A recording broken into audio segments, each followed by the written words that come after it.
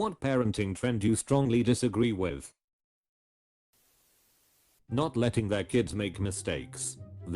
These types of children get a breakdown when everything goes wrong. I'm one of those children, and yeah, was like a brick to the face when I had to start making decisions on my own.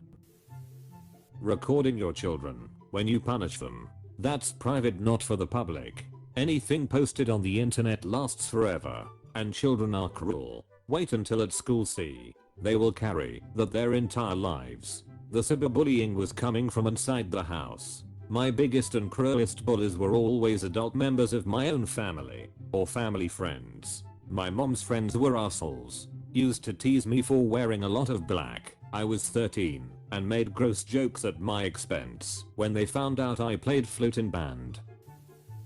Making your child terrified to fail. I gave up on so many things because I repeatedly got called fucking idiot if I wasn't instantly an expert. I have a friend with a 9-year-old brother, and the kid won't do anything because he is too scared to fail. He doesn't even want to ride bikes because he is too scared to fail. And honestly, it's pretty sad.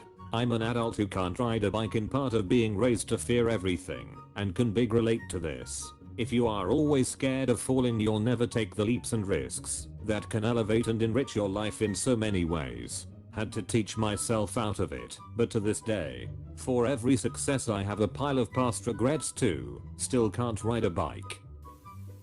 Oversharing stuff about your kids on social media. A picture of little Johnny's poop in the potty is not cute. It's disgusting. You wouldn't post a picture of your own feces in the toilet. Doesn't make any difference coming from a 2-year-old. You wouldn't post a picture of your own feces in the toilet. Sure. Totally. Absolutely no one does that. MHMM. I can remember a particular cupcake enthusiast putting your child's life on the social media and monetizing it. I blame that honey boo boo s. The first pioneer of that was supposed to be Peter Sellers. It was said that he had his entire life videotaped every day, everywhere he went, for decades, in hopes of someday editing it and showing an autobiography of his life. When he died, however, no one was interested, and it was never done. When he died, however, no one was interested, and it was never done. Probably because 99% of what was filmed is boring. Reality television is still scripted to some extent. The producers are setting up situations for something to happen to the cast. Overprotection. Kids need to slowly, safely learn to manage risk, and that means that they must take risks. Not letting kids learn this hurts them as adults, and preparing kids for lives as adults is really what parenting is all about. Last year I taught my son about risk vs reward. He always raced down the hill from school, and it made me nervous because the sidewalk has big cracks in it and some of the pieces stick up a little bit. I told him I don't want him to run because I'm afraid he'll fall, but it's up to him. Is the reward of running worth the risk of falling? He decided it was, and one day he walked in, sobbing, because he had fallen and hurt himself. Once I had comforted him and cleaned him up, I asked if it was worth it, and he said yes. Lol. Your kid already understands the human spirit. Knowing something is dumb and dangerous, but doing it anyway because it's fun and they can. Knowing something is dumb and dangerous, but doing it anyway because it's fun and they can. The kid could be one hell of a snowboarder with that attitude. Disciplining children based on what other parents are doing. What works for one kid won't work for others. Does this also apply to parents disciplining using methods used to them by our grandparents? IDK about you. But the way my mother was disciplined as a kid was as followed. Her mom would tell her to pick a stick from the yard, and that stick would be used by her mom as something to spank her with. And let me tell you, I'm glad that she decided not to use that method to discipline me. Lol. My ma said she was raised the same way, and they had to find a stick, not too rigid otherwise their mom would get her own. So they had to find a mixture of a stick not too flexible, so it wouldn't hurt as much, and not too rigid, so she wouldn't go out and get a flexible one. Not a psychologist here. Isn't this a form of psychological torture? Overscheduling activities. When I was teaching, I remember my kindergartners telling me they had no time to play because every day consisted of non-stop structured sports, dance and such. When I was teaching, I had an 8-year-old student who kept falling asleep in class. We found out it was because dad was getting him up at 5 for sports practice. Parents who give their children the silent treatment, going hours, days, or longer without speaking, making the children feel guilty, ashamed, and confused about what the real problem is instead of dealing with it openly and forthrightly. I don't know if this counts, but I dated a girl whose father saw her kissing a boy at like 13 over 14. He completely broke off contact with her. By that I mean they lived in the same house. He paid the bills and would ask her administrative questions. Do you need anything from the store? What time do you need me to pick you up? Besides that, he didn't speak to her until her first long-term relationship. The level of mental/emotional damage this dude did is indescribable. I had a friend who introduced her parents to a guy she was dating at 20 years old. First hint of dating, not a boyfriend or living together. Mind you, her mother completely shut her out, and her dad followed suit, though she cried and begged to know what was wrong. It took her a week to talk to her, and the mom dumped on her that she had an aunt somewhere who got pregnant young and was disowned by their entire family including her mom. Mid-1970s Catholic family, and they all decided the woman just never existed. Needless to say, my friend lost all trust that she had a good relationship with her parents. Nothing but good grades and obedience and church and good choices for 20 years, and she learned in one fell swoop that her mom had dropped a family member completely, and not only did she think the worst of her daughter in the moment, but one bad choice and she would suffer the same fate as her estranged aunt. Not saying no to your children. I don't understand the logic. Setting behavioral boundaries and maintaining those boundaries through black and white logic makes perfect sense to me. This for me too. My boyfriend's 10-year-old niece is never told no. Both her parents and grandparents let her do whatever she wants, and then act shocked when she misbehaves. But if they say no, they'll crush her creative spirit. I'm terrified for what that girl will be like when she gets older. She's already immensely entitled, and it will only get worse from here. Don't say no isn't supposed to mean say yes to everything. You're supposed to reframe the situation. I want candy. Well, dinner is in 20 minutes, so it would be better to save room for the healthy stuff. Not just sure. You want a cigarette and a hookah too? You can say no without leaving it at no. SMH. Well, dinner is in 20 minutes, so it would be better to save room for the healthy stuff. Whenever I see stuff like this, all I can think is, does that actually work on any kids? Overbusying children. Play doesn't mean play date. Play doesn't have to mean organized sport. Your child doesn't need to have scheduled activities 4 to 6 times a week. Knock that S off. It's crazy. I know some people my age with young school age kids now, and they're in like 3 to 4 different rotating after school activities already, just so they can start building a resume for college. I know things are ultra competitive now, but I don't think I did that much when I was in HS. 90% of students want to attend the top 10% of colleges. Thing is, there are lots of wonderful colleges and programs outside of the top 10%, and you won't have to sell your kid's childhood to get them in. I went to a decent college, and it makes me laugh when I see the kids there now talking about how in desire graduates from there are. Tell yourselves whatever you need to justify that tuition. I did too.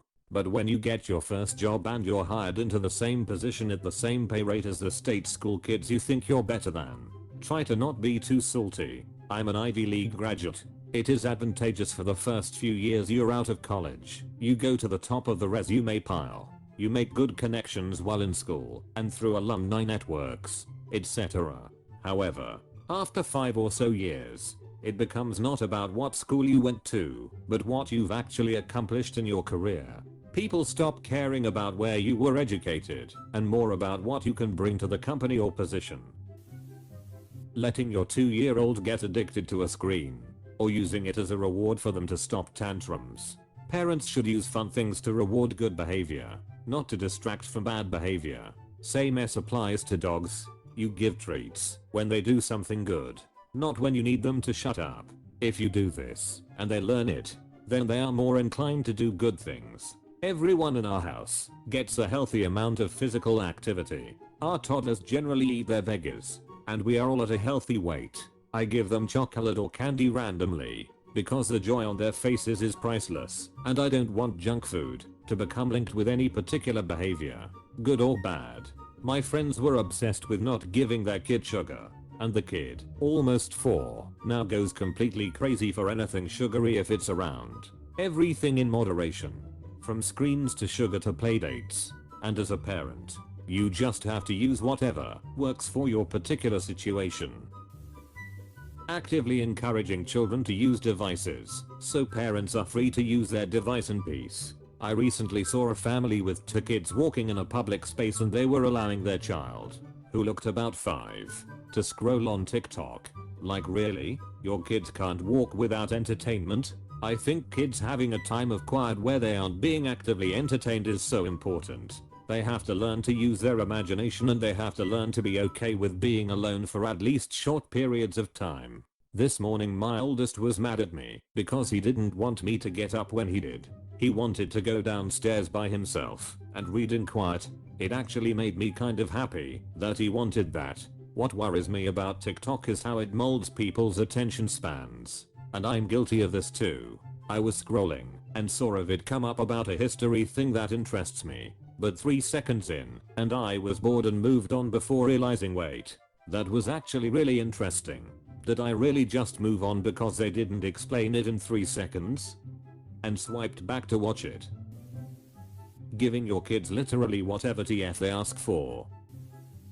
Mothers tell their kids, especially daughters, if he bullies you, he likes you. My parents did it on me, and my first boyfriend cheated and dumped me. My mom tried that line with me. They're picking on you because they are jealous of you.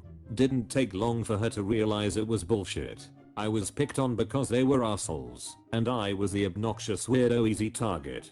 God, I hated that line from my mom so much. No mom. No one is jealous of the weird fat kid. They just hate me. I feel you. As the former fat kid in the early 80s, and a boy named Ashley, which in America might as well have been Sue. I got just verbally tortured. More. Being picked last in sports. Never having much attention from girls during junior high and into the early part of high school, and just generally lacking self-confidence. All sucked. Then, something happened. I got taller. I lost the fat. Got more muscle. Gained confidence. The name Ashley became like a business card to hand out to girls in college.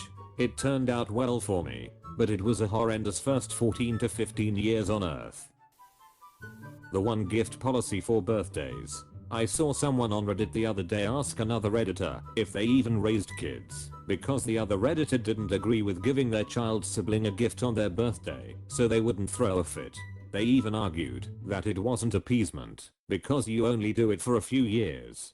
The only thing that does is teach your child that they are entitled to a gift on someone else's birthday. I have 3 kids, and my youngest 2 are twins. They were born the week before Christmas, and for the first few years it was very difficult for my oldest to wrap her head around the fact that it seemed like they got more presents than her that month. Each year, we would patiently explain to her that their birthday was a day to celebrate them, and they didn't get gifts for her birthday in September. It took her a few years to understand, but we never appeased her with an extra gift on their day. It was a lesson she had to learn, and now that all of them are older, they all love celebrating each other's birthdays. I've never heard of this. How preposterous. 4 years my sil would allow her daughter to open other people's presents because she just threw a fit if they didn't. I would just sit there silently and rage about it. When it was my birthday or my kids' birthdays I would say no to her, even if her mom was there.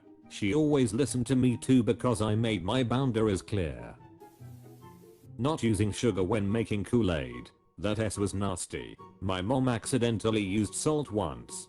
She was just trying to make sure you got your electrolytes. She should have used Brando instead.